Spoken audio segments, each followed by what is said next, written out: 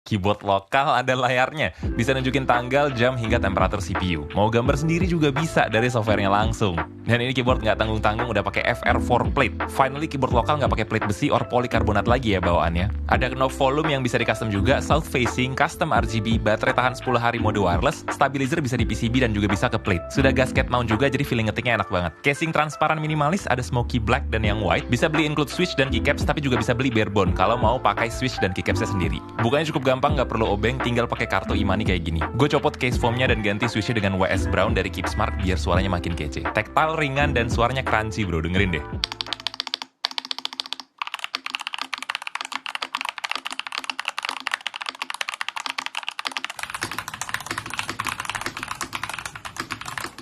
Keyboard ini fix, bisa dipastikan langka, jadi amanin dulu produknya Funtech Max Fit 81 di link di bio. Karena bener-bener worth it banget, customnya gampang, keren banget.